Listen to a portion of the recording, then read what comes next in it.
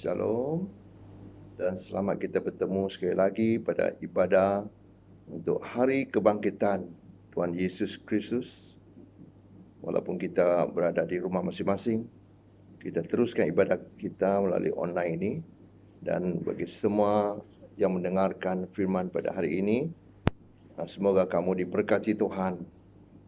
Mari kita berdoa sebelum kita mulakan ibadah ini. Bapa kami yang ada dalam surga, kami sangat bersyukur di pagi ini kerana Tuhan, walaupun kami berada di rumah masing-masing, kami tetap dapat menaikkan pujian kami dan penyembahan kami untuk merayakan hari kebangkitan-Mu.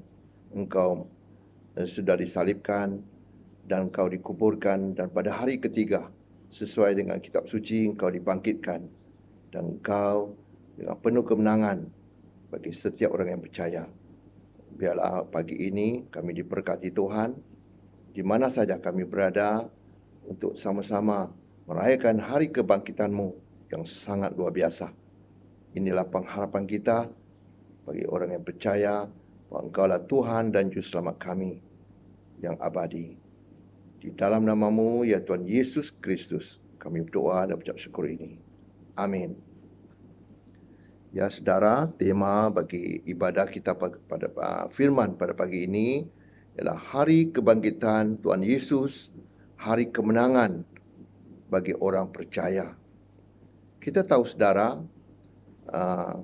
setiap orang di dunia ini mencari-cari wajah Tuhan dan kebenarannya.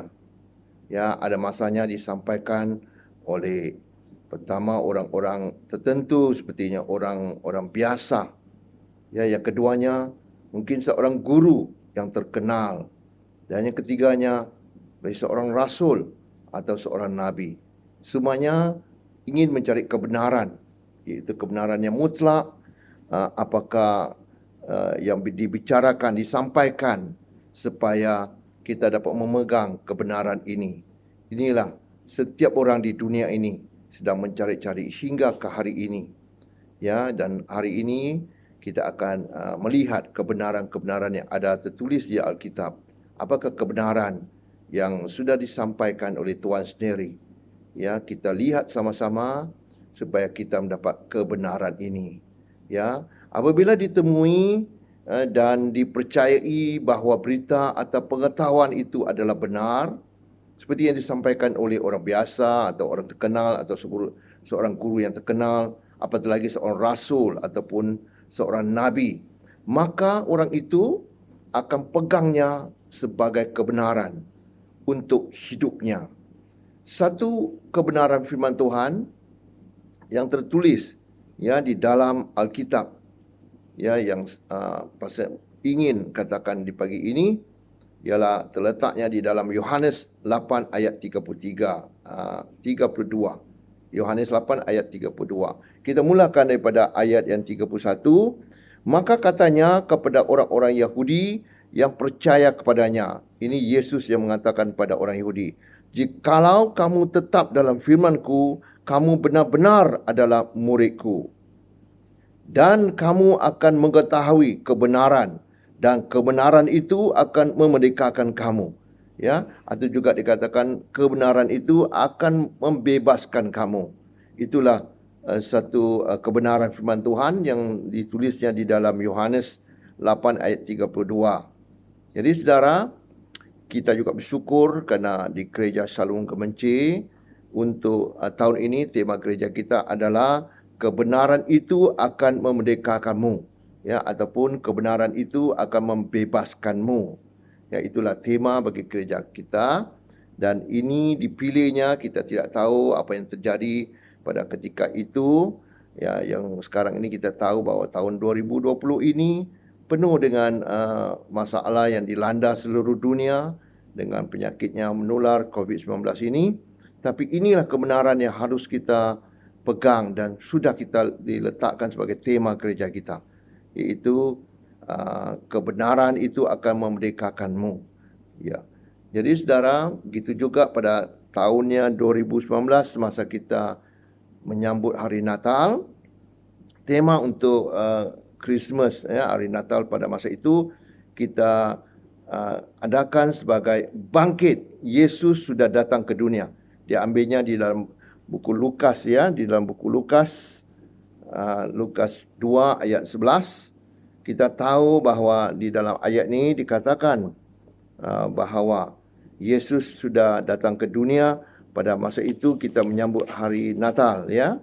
Di dalam Lukas, kita lihat di dalam Lukas 2 ayat yang ke-11, saudara, dikatakan, hari ini telah lahir bagimu juru selamat, yaitu Kristus, Tuhan di kota Daud. Ya, dan kerana pada masa itu kita tahu bahawa berita ini disampaikan kepada gembala-gembala. Ya, ayat yang ke-8, di daerah itu ada gembala-gembala yang tinggal di padang menjaga kawanan ternak mereka pada waktu malam. Tiba-tiba berdirilah seorang malaikat Tuhan di dekat mereka, dan kemuliaan Tuhan bersinar meliputi mereka, dan mereka sangat ketakutan. Lalu kata malaikat itu kepada mereka, jangan takut, sebab sesungguhnya aku memberitakan kepadamu kesukaan besar untuk seluruh bangsa. Itulah harinya di mana diberitakan oleh malaikat Tuhan pada masa itu kepada gembala-gembala, yaitu hari ini katanya telah lahir bagimu juru selamat, yaitu Kristus Tuhan di kota Daud. Yesus ini disebutnya 2000 tahun yang lalu sebagai juru selamat. Dan kita tahu bahawa Yesus sudah datang ke dunia, malah dia sudah mati di kayu salib untuk menebus semua dosa-dosa kita. Dan pada hari ini adalah hari kebangkitan, iaitu Yesus yang berjanji bahawa dia akan menebus semua dosa manusia. Dia dikuburkan selepas disalibkan dan bangkit pada hari ketiga sesuai dengan kitab suci. Dan inilah hari yang paling besar bagi kita, karena iman kita percaya pada Yesus, maka Yesus bangkit, kita pun mempunyai pengharapan untuk bangkit bersama Yesus. Ya, jadi saudara, ya, hari ini iaitu 2000 tahun yang lalu Yesus telah mati di kayu salib seperti yang dikatakan tadi, untuk menanggung semua dosa-dosa kita, malah semua umat manusia di dunia ini. Ya, ia telah inilah iman kita percaya pada dia. Ya, orang percaya yang percaya kepada pemberitaan Injil ini. Ya, Injil ini telah menyelamatkan kita dari maut untuk masuk ke dalam kehidupan yang kekal selama-lamanya bersama Tuhan Yesus. Ya, firman ini juga ditulisnya di dalam 1 Korintus. Ya, saudara, di dalam 1 Korintus. Kita lihat sama-sama di dalam 1 Korintus pasal 15 ayat 1 hingga ayat 4, saudara. Inilah Injil keselamatan yang harus kita pegang seperti yang ditulisnya di sini untuk semua orang percaya. Di dalam Injil ini, di dalam 1 Korintus pasal 15 ayat 1 hingga 4, kita lihat dan kita baca bersama-sama. Ayat pertama, dan sekarang saudara-saudara, aku mau mengingatkan kamu kepada Injil yang aku beritakan kepadamu dan yang kamu terima dan yang di dalamnya kamu teguh berdiri. Oleh Injil itu, kamu diselamatkan asal kamu teguh berpegang padanya seperti yang telah kuberitakan kepadamu, kecuali kalau kamu telah sia-sia saja menjadi percaya. Inilah Injil yang diberitakan oleh Rasul Paulus kepada kita, yaitu Injil ini yang berbunyinya di ayat 3, sebab yang sangat penting telah kusampaikan kepadamu, yaitu apa yang telah kuterima sendiri, ialah bahawa Kristus telah mati kerana dosa-dosa kita sesuai dengan kitab suci. Dan ayat keempat, bahawa ia telah dikuburkan dan bahawa ia telah dibangkitkan pada hari ketiga sesuai dengan kitab suci. Inilah hari ini, saudara, kita merayakan hari kebangkitan Yesus seperti yang dituliskan di dalam 1 Korintus pasal 15 ayat yang ketiga dan juga ayat yang keempat itu, bahawa Yesus mati di kayu salib, dikuburkan, dan pada hari yang ketiga ia dibangkitkan semula sesuai dengan kitab suci. Ya, dia hidup selama-lamanya. Ya, iaitu kita tahu bahawa Yesuslah satu-satunya Tuhan dan juga manusia yang datang dalam rupa manusia, datang mati bagi dosa-dosa kita, dan kita diselamatkan dengan kebangkitannya. Firman Tuhan juga, ya saudara, Injil keselamatan hidup kekal ini penuh dengan pengharapan. Ya, pengharapannya seperti tertulis, kita semua akan mati dan selepas itu dihukum. Ya, seperti ditulisnya di dalam Ibrani 9 ayat 27. Ya, kita lihat sama-sama di dalam Ibrani 9 ayat 27 berkata demikian, saudara. Dan sama seperti manusia ditetapkan untuk mati hanya satu kali sahaja, dan sesudah itu dihakimi. Itulah firman. Ya, betapanya Tuhan memberi kita satu amaran, satu peringatan bahawa setiap manusia ditetapkan untuk mati hanya satu kali saja, dan sesudah kita meninggal kita akan dihakimi. Sama ada saudara menerima atau sudah mendapat mencari Tuhan yang benar dan pegang pada segala perintah-perintahnya, ataupun saudara masih lagi belum mendapat satu kebenaran itu. Di sini di dalam ayat Ibrani 9:27 mengatakan sangat penting sebagai peringatan yang haruslah kita terus mencari kebenaran yang ada selagi kita hidup di dunia ini. Kita mesti tahu bahawa selepas kematian kita akan dihakimi. Ya, tidak ada lagi peluang semasa kita sudah meninggal, tidak akan diberikan peluang untuk kita percaya yang satu yang benar atau yang tidak benar, melainkan semasa kita hidup ini kita harus buat keputusannya. Ya, firman Tuhan berjanji, ya, pengharapan hidup yang kekal itu, iaitu ditulisnya di dalam 1 Yohanes pasal 5 ayat yang ke-20. Ya, 1 Yohanes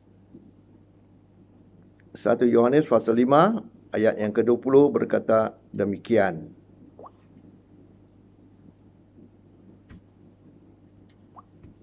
Akan tetapi kita tahu bahawa anak Allah telah datang dan telah mengaruniakan pengertian kepada kita, supaya kita mengenal yang benar dan kita ada di dalam yang benar dan dalam anaknya Yesus Kristus. Dia adalah Allah yang benar dan hidup yang kekal.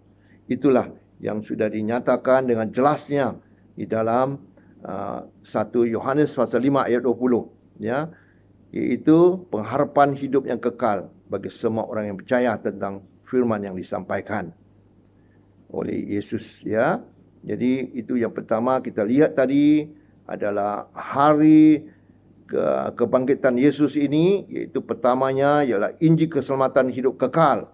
Ini penuh dengan pengharapan. Ya, dan yang keduanya, hari kebangkitan Yesus adalah hari kemenangan Yesus dan kita orang yang percaya kepadanya, kerana dia telah mengalahkan kuasa maut. Itu yang keduanya. Ya, seperti yang kita lihat ditulisnya di dalam firman Tuhan di dalam Roma, ya, Roma 6 ayat 23 berkatakan sedemikian, saudara.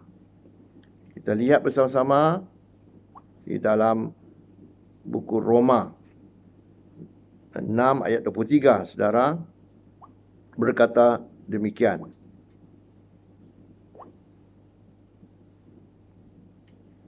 Di sini dikatakan bahawa sebab upah dosa ialah maut. Kita tahu semua orang dari keturunan Adam dan Hawa telah jatuh dalam dosa. Kita daripada keturunan Adam ini tidak dapat lari. Semua manusia adalah dari keturunan Adam dan Hawa. Semuanya telah jatuh dalam dosa. Karena Adam berdosa, kita juga berdosa. Jadi di sini, saudara, di dalam ayat Roma 6:23, sebab upah dosa ialah maut, tetapi karunia Allah ialah hidup yang kekal dalam Kristus Yesus Tuhan kita. Itulah janjinya firman Tuhan. Ya, walaupun ya kita ini daripada keturunan Adam dan Hawa, di mana Adam dan Hawa jatuh di dalam Taman Eden itu dengan melanggar perintah Tuhan, dan semua keturunan Adam seterusnya telah jatuh dalam dosa. Ya, dosa keturunan itu. Maka di hari ini juga firman Tuhan juga berjanji kepada kita, katanya, tetapi karunia Allah ialah hidup yang kekal dalam Kristus Yesus Tuhan kita. Ya, ini juga kita lihat di dalam Roma 3 ayat 23, dalam Roma 3 ayat 23, kerana semua orang telah berbuat dosa dan telah kehilangan kemuliaan Allah. Ya, semua orang tidak mengenal jalan yang benar untuk menyelamatkan mereka. Mereka telah sesat jalan yang sudah disiapkan untuk Tuhan, tapi semua mereka yang mencari-cari wajah Tuhan, mencari kebenaran ini, sampai di mana sekali mereka pergi, ya, sampai mereka bertapa ke sini ke sana, tapi tidak akan menemukan jalan ini, melainkan Yesuslah jalan kebenaran, ya, dan kehidupan itu, yang seperti ditulisnya di dalam Yohanes 14 ayat 6, ya saudara. Yang itu yang kita lihat bahawa semua manusia telah hilang ataupun sesat jalan. Yang keduanya, semua manusia telah menajiskan hidup mereka, iaitu menjadi orang berdosa. Dan yang ketiga, semua manusia telah menjadi musuh kepada Tuhan. Oleh itu, manusia itu dipisahkan daripada Tuhan. Ya, kita tidak dapat bersama Tuhan. Ya, dalam khotbah yang lalu, pastor sudah beritahu bahawa terimalah Yesus sebagai jalan perdamaian kepada Tuhan, ya, yang diutus oleh Tuhan sendiri. Itulah Yesus dikirimnya kita ke dunia ini untuk memperdamaikan kita dengan Bapa yang di surga, itu Tuhan sendiri. Jadi saudara, yang ketiga daripada hari kita merayakan hari kebangkitan Yesus ini, yang sangat penting semasa Yesus, ya, datang ke dunia, dia sendiri mengatakan segala kebenaran ini mengenai dirinya.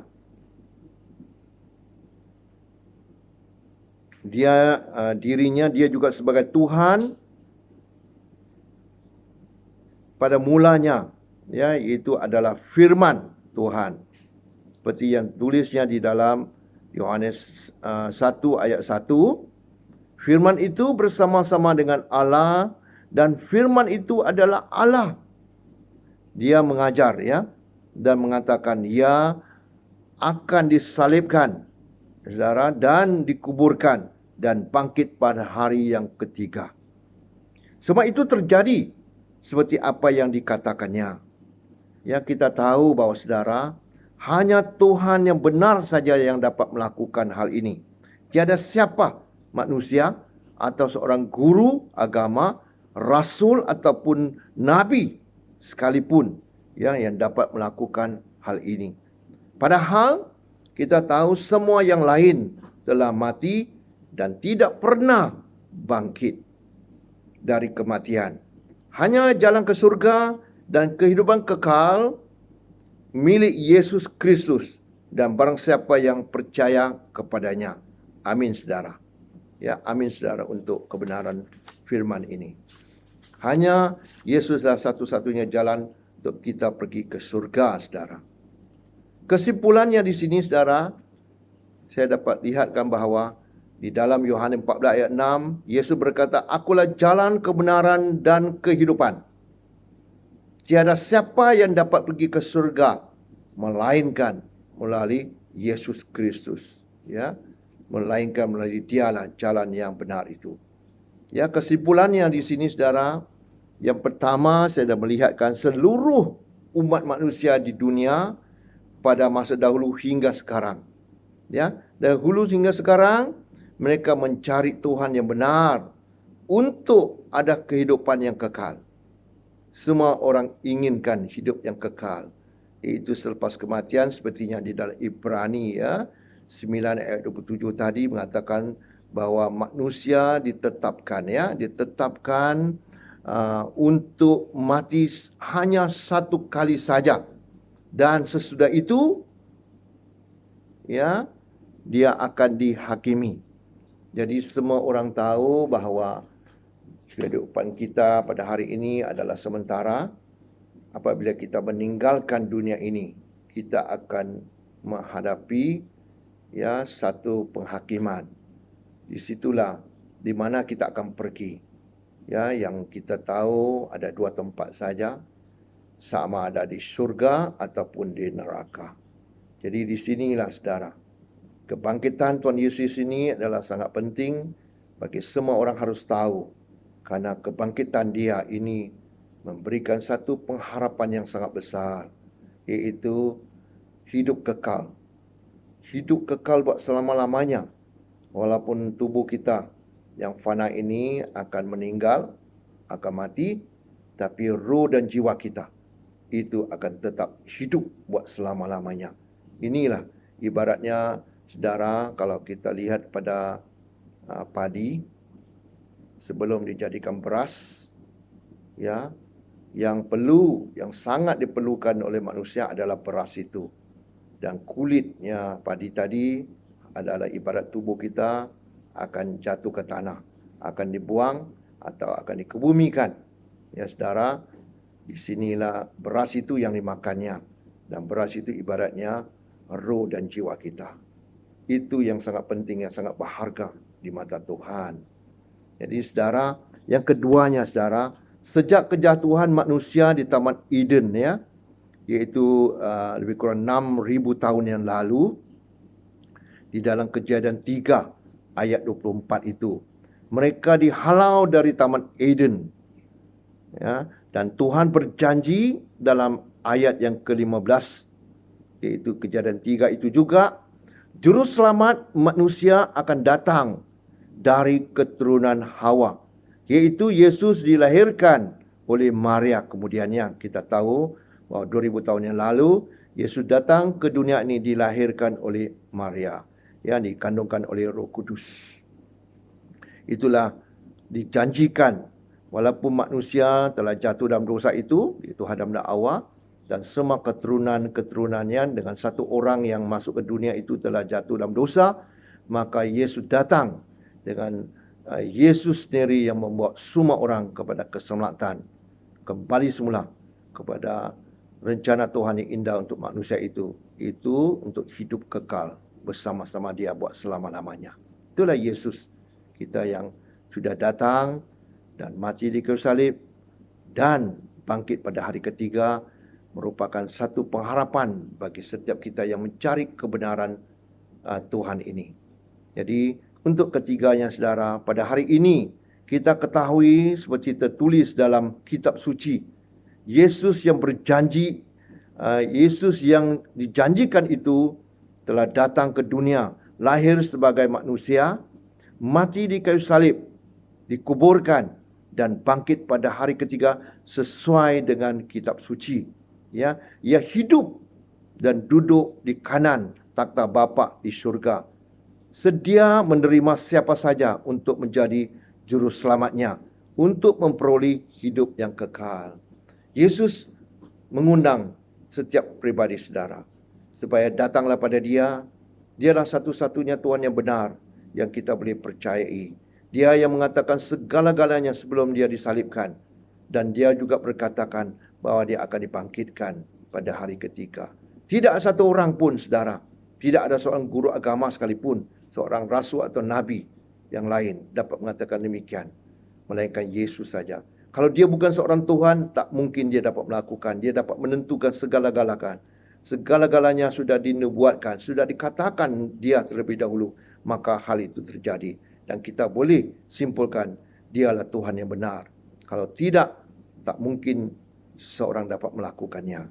Jadi untuk itu saudara, kita lihat yang keempatnya, segala kebijaksanaan, ya, ahli-ahli falsafah dunia, ya, seperti pemimpin-pemimpin sepertinya Plato, ya, pada satu masa diagung-agungkan, sepertinya banyak Aristotle, ataupun semua ahli-ahli falsafah Romawi, ya, di masa itu yang sangat terkenal dengan segala, sampai hari ini memberikan satu kesan ataupun satu yang menjadi tamadun manusia untuk memikir sebagai seorang pemikiran yang memimpin manusia dalam kehidupan mereka masing-masing. Tapi kita tahu mereka semua, ya, walaupun Alexander the Great, ya, Alexander yang agung, walaupun begitu besar pengaruhnya di dunia ini, tapi mereka semua sudah mati dan tak pernah bangkit.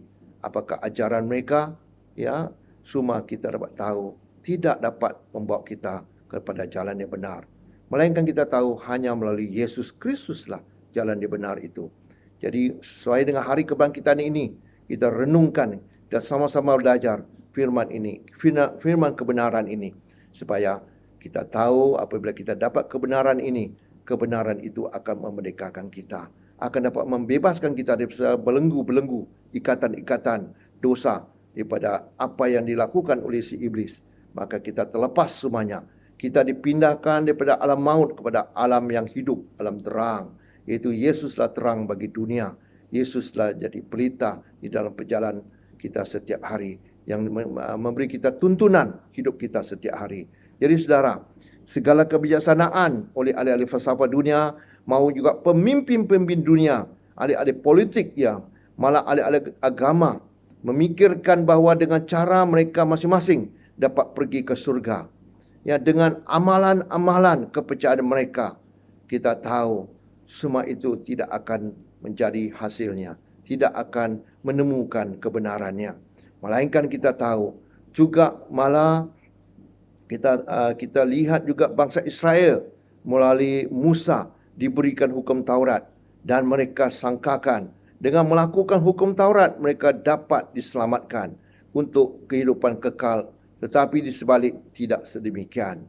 Ya, kita tahu Tuhan memberi hukum Taurat itu adalah sebagai perintah-perintah untuk membawa kita pada Yesus Kristus yang datangnya kemudian. Ya, Yesus berkata dialah yang sudah mengenapi segala hukum Taurat itu. Tidak seorang pun, ya saudara, di dunia ini yang dapat melakukan segala-galanya, tapi hanya Yesus yang dapat melakukannya, karena dia adalah Tuhan sendiri. Ya, Tuhan pada satu masa dahulu, mengikut timeline Tuhan, Tuhan memberikan manusia pilihan untuk melakukan apa saja yang mereka lakukan untuk mereka menemuikan jalan benar itu pergi ke surga. Tapi manusia diberikan masa begitu banyak, hinggalah manusia itu bankrupt. Tidak ada idea lagi, tidak ada satu jalan yang dapat menemukan mereka untuk pergi ke surga. Dan apabila Yesus diutus datang ke dunia ini, itu 2000 tahun yang lalu, Yesus sendiri datang di sini. Yesus menunjukkan kita jalan itu. Dia melakukan begitu banyak mujizatnya. Mujizat itu adalah tujuan untuk memberi manusia yang mendengarkan segala perkabaran Injil, keselamatan itu, untuk mereka percaya. Tapi ramai daripada mereka tidak percaya. Tapi barang siapa yang percaya, dia berjanji dia akan memperoleh hidup yang kekal. Oleh itu Tuhan, hamba-Mu hari ini menyarankan, menyeru pada semua orang supaya terimalah Yesus sebagai Tuhan dan Juru Selamat. Dialah yang benar. Tidak ada lain yang melainkan Dia yang benar. Ya, untuk itu saudara, Bapa mengutuskan anaknya Yesus Kristus mati bagi kita, ya, untuk penebusan dosa kita. Dia dibangkitkan dari kematian kerana taat atas pekerjaan yang diamanahkan, iaitu untuk penebusan hidup kita daripada dosa, hingga kita dipindahkan daripada alam maut pada alam kehidupan. Malah kita hidup kekal selama-lamanya selepas kematian. Dan itulah janji Yesus, ya. Walaupun kau kehilangan nyawamu, tapi kau akan menerimanya semula. Jadi yang ketiganya, oleh itu terimalah Yesus Kristus sebagai Juru Selamatmu. Undanglah Yesus masuk di dalam dirimu, supaya kamu akan menerima berkat besar ini. Oleh itu saudara, barang siapa yang mendengar pada hari ini firman kebenaran ini, kebangkitan Yesus adalah satu kemenangan bagi semua orang percaya. Kebangkitan Yesus itu sebenarnya sudah mengalahkan kuasa iblis, kuasa maut. Ya, upah dosa ialah maut, tetapi karunia Tuhan yang diberikan melalui Yesus untuk hidup kekal. Itulah saudara harus percaya sesungguhnya. Saudara percaya sesungguhnya untuk terus datang pada Tuhan. Janganlah saudara melengah-lengahkan masa, karena masa ini adalah masa yang sungguh kritikal. Ya, Tuhan menyediakan jalan keluar bagi kita semua. Jalan keluar bagi kita yang sudah sesat, yang tidak menemukan jalan itu. Tuhan kata datanglah pada Dia, ya. Iaitu apabila manusia yang telah sesat itu menyadari bahawa Tuhan telah sediakan satu jalan keluar supaya ia dapat diselamatkan, maka apabila dia ikut jalan itu, dia akan memperoleh keselamatan itu.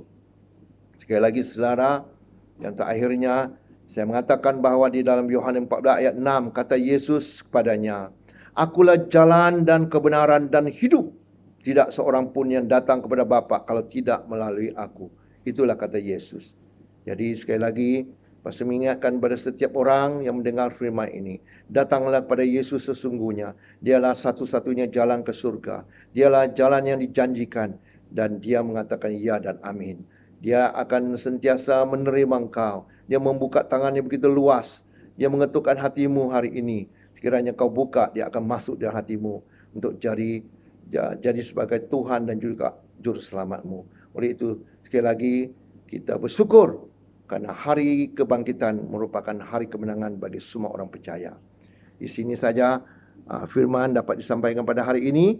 Mari kita sama-sama tutup mata kita untuk berdoa. Bapa kami yang ada di dalam surga, kami bersyukur Tuhan kerana Engkau telah mengutus anak-Mu Yesus Kristus datang ke dunia ini sebagai manusia 100% dan juga 100% sebagai Tuhan. Malah datang sebagai manusia, Engkau membuat dia menjadi dosa bagi kami. Dia sebagai menggantikan kami. Sepatutnya kami disalibkan karena kami adalah orang berdosa. Kami adalah orang yang melanggar segala perintah-Mu. Tetapi dengan kasih karunia-Mu, Engkau mengutus anak-Mu untuk mati bagi pihak kami.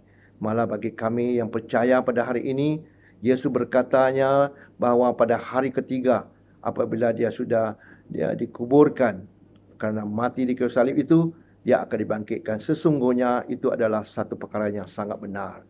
Yesus sudah bangkit daripada kematian pada hari ketiga. Oleh kerana dia bangkit, maka hari ini kami mempunyai pengharapan yang sangat besar. Kami menanti-nantikan Yesus datang buat kali keduanya untuk mengambil kami di awan-awan permai itu. Seperti yang tertulisnya di dalam 1 Tesalonika pasal 4 ayat 17. Ayat 17 mengatakan, ayat 16 dan 17 mengatakan bahawa Yesus akan datang.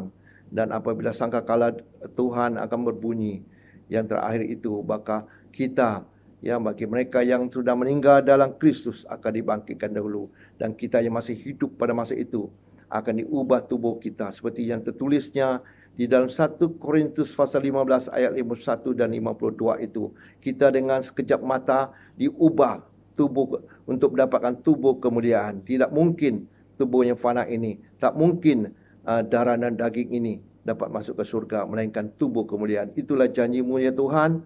Hamba-Mu berdoa bagi setiap orang yang mendengar pada hari ini. Kiranya Tuhan menjamah hati mereka, membawa mereka kepada kebenaran-kebenaran yang disampaikan oleh hamba-Mu, supaya mereka akan lihat bahawa kebenaran itu hanya ada di dalam Yesus Kristus. Mereka akan menerima Tuhan Yesus sebagai Tuhan dan Juru Selamat mereka, dan mereka diselamatkan. Terpujilah nama-Mu Tuhan, karena Engkau-Lah Tuhan yang sangat mengasihi semua manusia di dunia ini.